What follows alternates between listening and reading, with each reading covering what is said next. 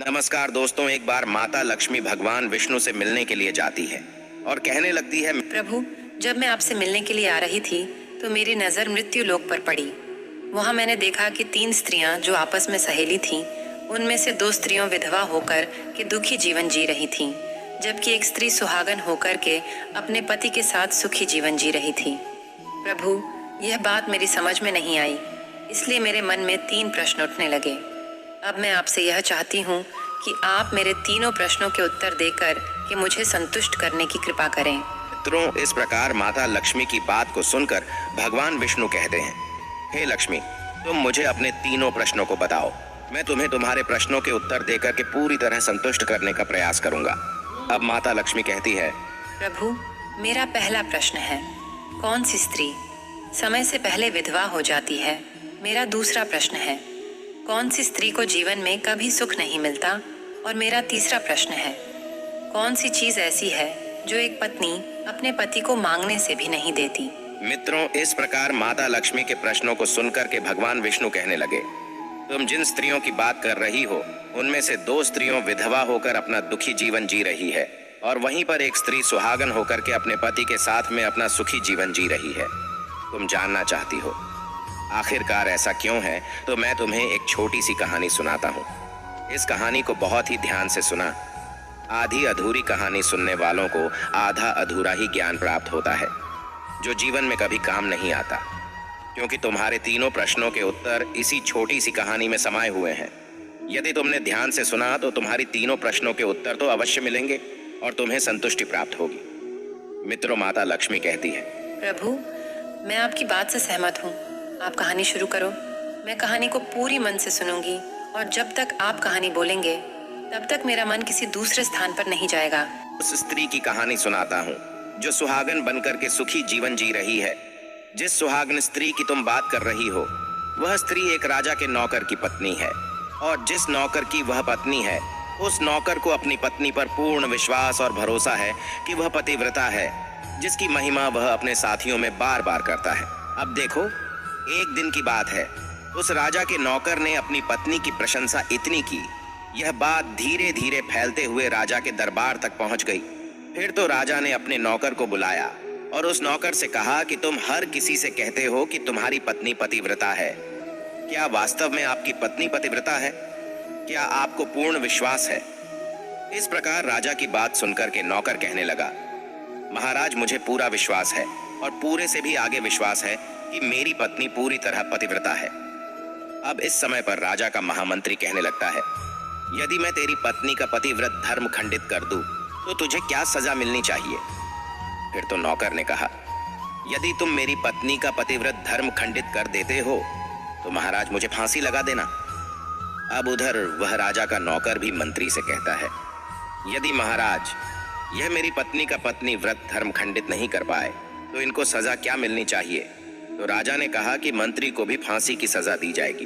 फिर भगवान विष्णु कहते हैं, लक्ष्मी मंत्री ने स्वीकार कर लिया और नौकर से पूछा कि क्या वस्तु लाऊं जिसे तू माने कि मैं तेरी पत्नी का धर्म खंडित करने में सफल हुआ? तो नौकर ने कहा, मंत्री, यदि तो मेरे घर से जाकर के मेरे विवाह के समय पर मुझे एक पटका मिला था और एक कतार मिली थी, वह मेरी पत्नी ने बहुत ही संभाल कर रखी है, जो सुहाग की निशानी मानी जाती है।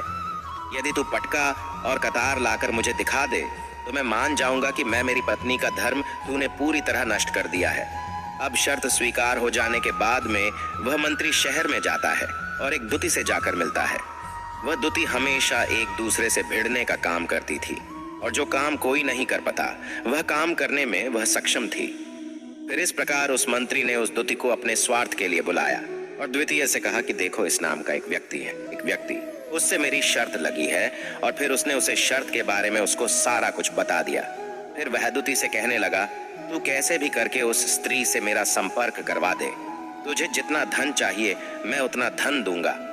इस प्रकार मंत्री की बात सुनकर के दुती कहने लगी, भाई, तू उस औरत के बारे में बात मत कर, वह औरत पूरी तरह से पतिव्रता है, तेरी ओर थूकेगी भी नहीं, तेरी शक्ल भी नहीं देखेगी और उनके परिवार के व्यक्ति खूंखार है, तेरी खाल उतार लेंगे। तो मंत्री कहने लगा, ठीक है, यदि तू मेरा उससे संपर्क नहीं करवा सकती है तो एक काम कर दे, उसके घर जाकर के पटका और कतार चुरा कर ला दे, और उसकी पत्नी के गुप्तांग के पास में यदि कोई चिन्ह हो तो वह चिन्ह भी मुझे देख करके बता दे। फिर मैं तुझे मुंह मांगा इनाम दूंगा। यह बात दुती की समझ में आ गई और उसने कहा, ठीक है, मैं तुम्हारा काम अवश्य करूंगी। नौकर शहर में रहता था।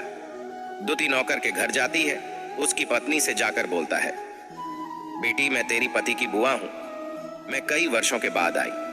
फिर उस स्त्री ने कहा, मैंने आपको पहले कभी देखा नहीं, इसलिए पहचान नहीं पाई। और इस प्रकार उस दुती को उस नौकर की पतिव्रता स्त्री ने बहुत बड़ा सम्मान दिया, मगर उसे क्या मालूम था कि यह उसके साथ में छल करने आई है। अब भगवान विष्णु कहते हैं, लक्ष्मी इस प्रकार वह दुती उस पतिव्रता स्त्री के साथ में 2 दिन तक रुकी। जिस समय वह स्त्री स्नान करने लगी तो दुती उठ करके उस पतिव्रता के कमर रगड़ने लगी। उस पतिव्रता स्त्री ने बहुत मना किया, फिर भी वह दुती नहीं मानी और कहने लगी, तुम मुझे तो बेटी से भी प्यारी लगती हो तो मना मत करो। काफी दिनों के बाद में मेरी तुम्हारी मुलाकात पहली बार हुई है। अब ऐसा कहकर के वह दुती मुख पर हाथ फिराने लगी। फिर आंखों को धोने के बहाने से उस दुती ने उसे पतिव्रता स्त्री की आंखों पर पानी मार दिया और उसे स्त्री की आंखें बंद हो गईं। इस प्रकार गुप्तांग के पास में जांघ पर तिल था जो दुती ने देख लिया। बस उसका काम बन गया। उधर स्नान करने के बाद में जब वह पतिव्रता स्त्री रसोई में खाना बनाने गई तो दुती को मौका मिल गया और उसने पटका और कतार उस नौकर के घर से चुरा ली और वहां से एकदम से भाग गई। और जाकर के दुती ने वह पटका और कतार मंत्री को दे दिए और उस पतिव्रता स्त्री के जांघ पर तिल की निशानी भी बता दी। मंत्री सीधा राजा के दरबार में पहुंचा और राजा से जाकर कहा, महाराज, मैं नौकर की पत्नी के साथ में 2 दिन बिताए और यह पटका तथा कतार उसी के हाथों से लेकर आया हूं। फिर तो राजा ने दरबार लगाया और नौकर को बुलाया तथा महामंत्री से सभा में पटका और कतार नौकर को दिखाने के लिए कहा। फिर राजा की आज्ञा पाकर के मंत्री ने उस नौकर को पटका और कतार दिखाई और उसकी पत्नी की जांघ पर तिल भी बताया तो नौकर मान गया कि वास्तव में आज मेरी पत्नी ने अपना पतिव्रत धर्म पूरी तरह से भंग करवा लिया। भगवान विष्णु कहते हैं, लक्ष्मी, फिर तो राजा ने फांसी का दिन 15 दिन के बाद में रख दिया और कहा कि नौकर को 15 दिन के बाद में फांसी पर चढ़ाया जाएगा। और इस प्रकार से नौकर से उसकी अंतिम इच्छा पूछी तो नौकर ने कहा कि मैं अपनी पत्नी से अंतिम बार मिलना चाहता हूँ। इस प्रकार राजा ने उस नौकर को आज्ञा दी कि ठीक है, तुम अपनी पत्नी से मिल सकते हो। फिर नौकर अपने घर गया और अपनी पत्नी से कहा कि आप मेरे साथ में बहुत बड़ा विश्वासघात किया। मैंने आपके विश्वास पर मंत्री से ऐसी शर्त लगाई थी कि राजा के दरबार में राजा के सामने मैंने कहा था कि मेरी पत्नी का पतिव्रत धर्म कोई नष्ट कर दे तो मुझे फांसी लगा देना। अब मुझे 15 दिन के बाद में फांसी लगा दी जाएगी। मेरे साथ विश्वासघात करके तुमने ठीक नहीं किया। उसे पतिव्रता स्त्री ने अपने पति को सारी बात बताई, मगर उस विश्वास नहीं हुआ और फिर नौकर राजा के दरबार में पहुंचा तो राजा फिर उसे कैद में डलवा दिया गया। अब उधर नौकर की पतिव्रता धर्म पत्नी ने परमात्मा को याद किया और अपना भेष बदल करके राजा के दरबार में गई और राजा से नाच दिखाने की आज्ञा मांगने लगी, क्योंकि वह स्त्री बहुत ही सुंदर थी और उधर राजा शौकीन होते हैं। इसलिए राजा ने आज्ञा दे दी कि सभी मंत्री आदि उपस्थित होकर के इस सुंदरी का नाच करवाने की पूरी व्यवस्था करी। भगवान विष्णु कहते हैं, लक्ष्मी, फिर तो सब मंत्री महामंत्री राजा आदि दरबार में उपस्थित हुए और फिर उस नौकर की धर्म पत्नी ने जब नाचना शुरू किया तो राजा को उस स्त्री का नाच बहुत ही सुंदर लगा। और फिर राजा ने कहा, तुम मुझसे क्या मांगना चाहती हो? तुम जो भी मांग मांगोगी मैं तुम्हें वही दूंगा। फिर उस नौकर की पतिव्रता स्त्री ने कहा, महाराज, आपकी सभा में मेरा चोर है जिसने मेरे रुपए लिए थे मगर आज तक वापस नहीं दिए, उसे फांसी की सजा दे दीजिए। अब राजा ने कहा, ठीक है, बताओ मेरे दरबार में तुम्हारा चोर कौन है, उसका नाम क्या है? मैं उसको फांसी की सजा अवश्य दूंगा। भगवान विष्णु कहते हैं, फिर उस नौकर की पतिव्रता स्त्री ने कहा, महाराज, आपका मंत्री मेरा चोर है, आप इनको फांसी की सजा अवश्य दें। अब उधर जैसे ही मंत्री ने सुना कि यह सुंदरी मुझे अपना चोर बता रही है तो मंत्री कहने लगा, महाराज, मैं कसम खाकर कहता हूं कि मैं इसका कभी कुछ नहीं चुराया है। मैंने इसे आज तक कभी देखा ही नहीं है तो मैं चोरी कैसे कर सकता हूं? मैं आज तक इसकी शक्ल ही नहीं देखी है। अब भगवान विष्णु कहते हैं, लक्ष्मी, जैसे ही मंत्री ने कहा कि मैं सुंदरी की आज तक शक्ल ही नहीं देखी है तो वह सुंदरी कहने लगी, महाराज, यह मंत्री मुझे जानता नहीं है, तो आप इससे यह पूछो, यह पटका और कतार कहाँ से लाया था? मैं उस नौकर की पत्नी हूँ जो आपके यहाँ पर नौकरी करता है और आप मेरे निर्दोष पति को फांसी चढ़ने वाले हैं। अब मैं आपको पूरी दस्त सुनती हूँ। यह जो आपका मंत्री है, इसने मेरे पास में अपनी एक दूती को भेज करके मेरी जांघ के दिल का पता लगाया और उसी ने यह पटका और कतार चुरा करके इसको ला करके दी और आपके मंत्री के द्वारा भेजी गई। दूती जब मेरे घर पर आई थी तो उसने मुझसे कहा था कि वह मेरे पति की बुआ है और वह पहली बार आई है, इसीलिए मैं उसको पहचान नहीं सकी। और महाराज, जिस प्रकार मैंने उस स्त्री को अपने यहाँ पर बहुत बड़ा सम्मान दिया और अपने घर पर उसके ठहरने की व्यवस्था की, और इस प्रकार उस नौकर की पतिव्रता स्त्री की बात को सुन करके राजा ने दूती को बुलाया। फिर उस दूती ने राजा को सारी सच्चाई बता दी, जिससे राजा ने उस नौकर को रिहा कर दिया और मंत्री को फांसी पर चढ़ा दिया। भगवान विष्णु कहते हैं, लक्ष्मी, इस प्रकार उस नौकर की पतिव्रता स्त्री ने अंत में राजा से कहा, महाराज, मैं अपने पति से बहुत प्यार करती हूँ। मैं एक चरित्रवान स्त्री हूँ। कभी भी मैं अपने पति का नाम तक अपने मुंह से नहीं लेती। भगवान विष्णु कहते हैं, लक्ष्मी, मेरी कहानी पूरी होती है। अब तुम अपने तीनों प्रश्नों के उत्तर सुनो। तुम्हारा पहला प्रश्न था, कौन सी स्त्री समय से पहले विधवा हो जाती है? तो जो स्त्रियां अपने पति का नाम लेती हैं, वह समय से पहले विधवा हो जाती है, क्योंकि पति का नाम लेने से पति की उम्र कम हो जाती है और समय से पहले ही उनके पति की मृत्यु हो जाती है।